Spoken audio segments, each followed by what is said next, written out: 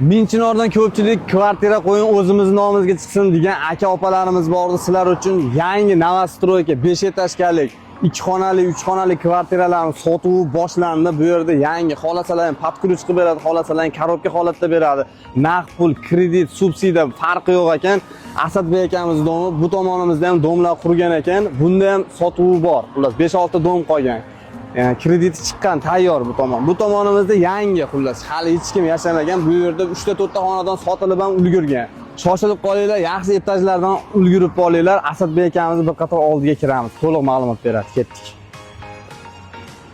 Ofis manzilimiz Minchinorda metani to'g'risida mana podvalda ushbu kaziroy chiqqan joyda ofislari bemalol kelib ma'lumot olaverasizlar.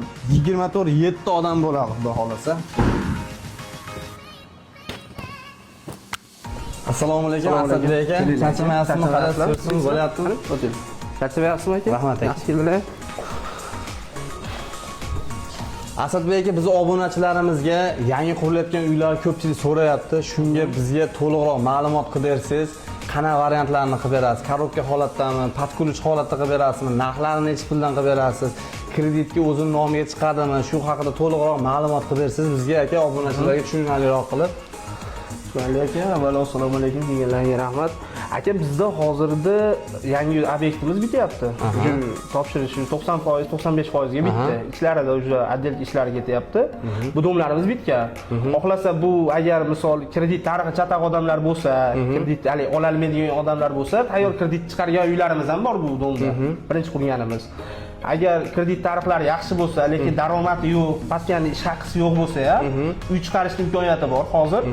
Yangi qurilayotgan domimizdan qilib berishimiz mumkin. Hozir kvadratlari bizning uylarimiz 1 kvadrati 6 million so'm podключ o'rtacha. Atrof narxidan kelib chiqib korobka oladigan bo'lsa 5 million so'm kvadrati. Endi kvadratli uylarimizga kelsa, 2 xonali uylarimiz 72 kvadratdan boshlanadi. Ag'i ketaveradi, 100 kvadratdan oshiq uylarimiz ham bor. Endi bu yerda hali subsidiyasi bor insonlar ko'pda hozir mana kuzatadigan, subsidiyasi va qayerdan uy oladigan, keyin kreditga olaman degan.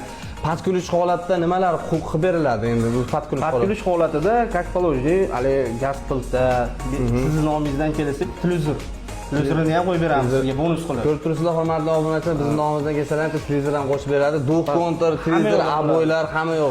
Dushlargacha qilib beriladi. Tayyor bitadi. Xudo xolasa boshlang'ich to'lovlar necha puldan kelish kerak? Boshlang'ich to'lovlari imkon qadar agar ish haqisi yo'q bo'lsa 25%.